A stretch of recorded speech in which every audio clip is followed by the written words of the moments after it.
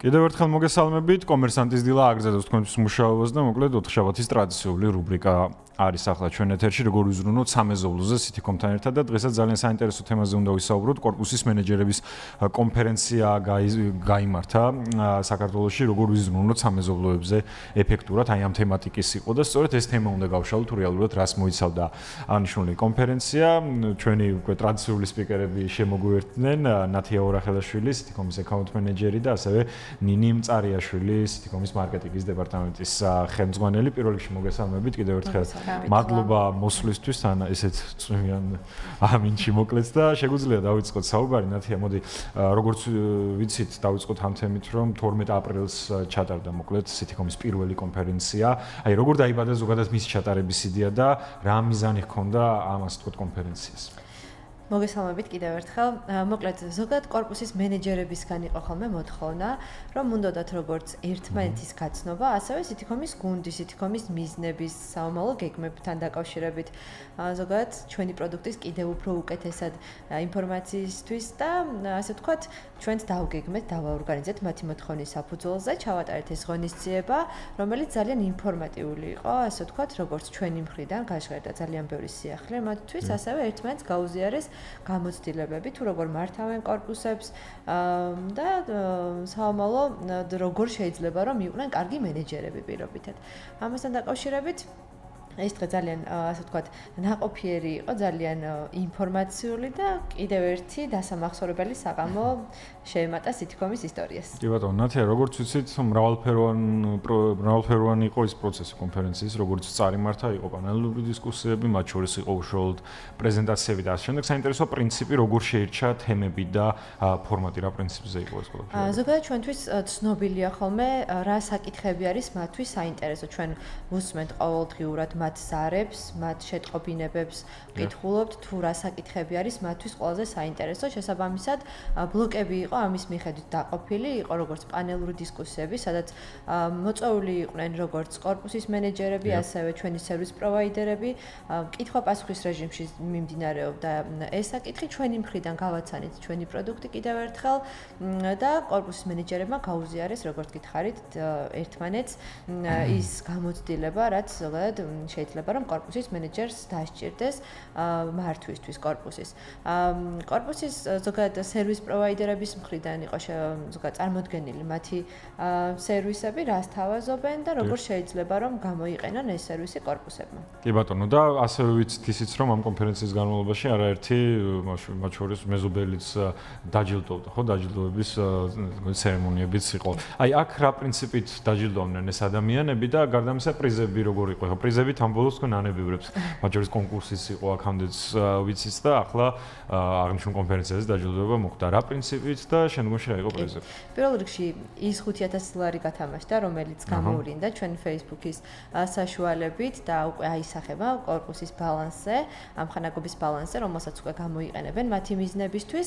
დანარჩენს რაც შეეხება ზოგადად ამდენი საუკეთესო თავმჯდომარისგან ცოტა ჩვენგანაც გაგვიჭირდა იმ განსაკუთრებულების არჩევა, თუმცა სხვადასხვა ასე ვთქვათ, პირობები გვქონდა ჩვენ, რომ მაგალითად ყველაზე ერთგული, ყველაზე მზრუნველი, ყველაზე აქტიურად ჩართული ამ პროცესებში, ამ კატეგორიებში დავალჯილდოვეთ თავმჯდომარეები, კორპუსის მენეჯერები, 10 ასეთი გამორჩეული თავმჯდომარე ყავდა, ვისაც გადაეცა მიამასგან ყავის აპარატი და კაფსულების კომპლექტი.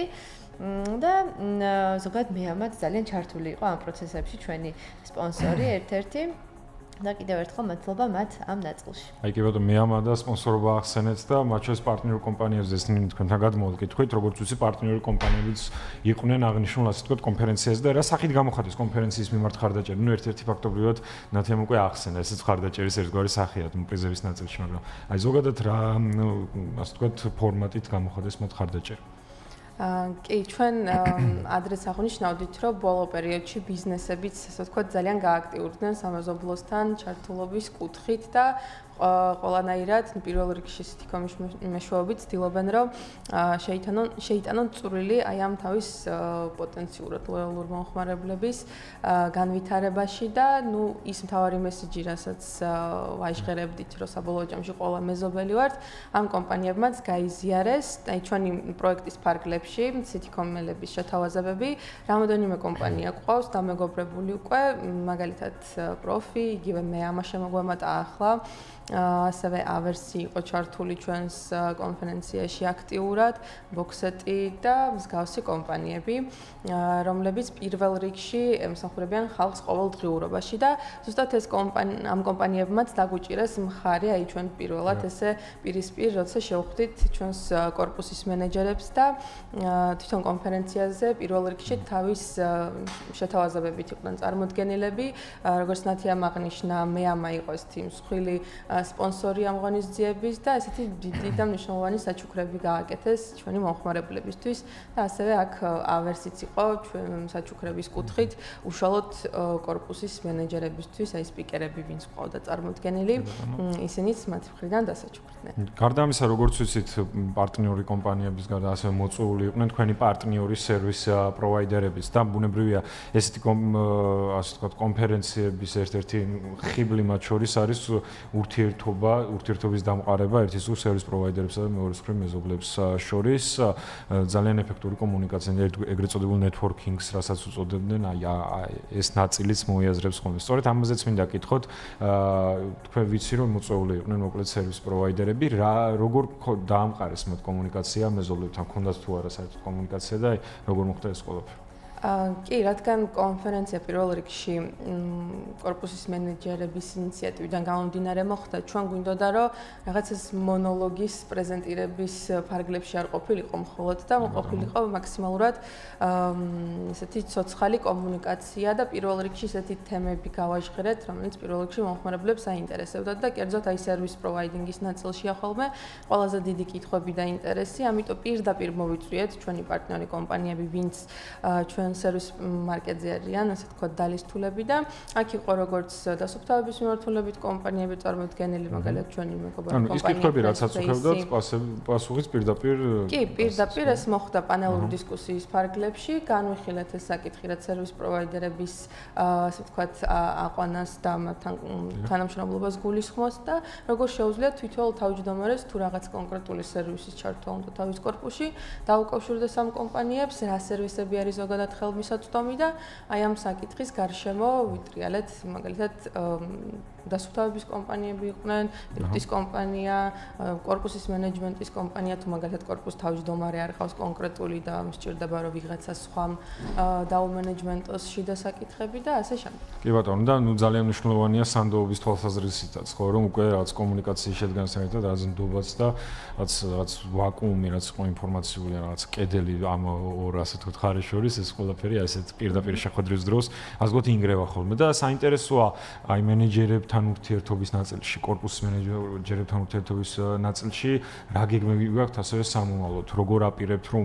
კიდევ უფრო მეტად დაუახლოვდეთ, მუდმივად აქტიური კომუნიკაცია გქონდეთ, მუდმივად ასე ვთქვათ სიახლეები და შემდეგ. აი რა გეგმები არის თუ არის? კი, ეს როგორც ვახსენეთ, პირველი ეს მასშტაბური კონფერენცია იყო, თუმცა ეს პირველია, მაგრამ არა ბოლო. მომავალში აუცილებლად დავგეგმავთ მსგავს ღონისძიებებს. ჩვენ ესე სექტემბერში მეზობლობის დღეც ანალოგიურად პირველად დავნერგეთ, ასე ვთქვათ, საქართველოში და მოკლედ მსგავს ივენთები, რომლებიც რაღაც გაცდება უკვე დიჯიტალურ სივრცეს და რეალურ გარემოში მოხდება, უფრო და უფრო მოიხშირებს, მით უმეტეს ამდენი მეგობარი კომპანია ყავს ხო, რომელიც ასევე აქტიურად არის ჩართული და ისინიც ჩვენთან ერთად სამომავლო პროექტებს ამზადებენ, რომ კიდევ უფრო მეტი ბენეფიტი შეუძინოთ აი იმ საზოგადოებას და community-ს, რომელსაც City-Com-ი კრავს. კი ბატონო, და რაც თავარია, ყოველდღიურად უფრო და უფრო იზრდებით, რაც ძალიან ასე ვთქვათ მნიშვნელოვანია და სასიხარულოა. ძალიან დიდი მადლობა, მოკლედ წარმატებებს გისურვებთ ესეთი ტიპის კონფერენციებში, სხვა ტიპის აქტივობებში, რასაც თქვენ ასე ვთქვათ განახორციელებთ. ნათია ორახელაშვილი, City-Com-ის account manager და ნინი მწარიაშვილი, მარკეტინგის დეპარტამენტის ხელმძღვანელი იყვნენ ჩვენი გადაცემის სტუმრები დღეს. და შემდეგ კვირამდე გემშვიდობებით, მოკლედ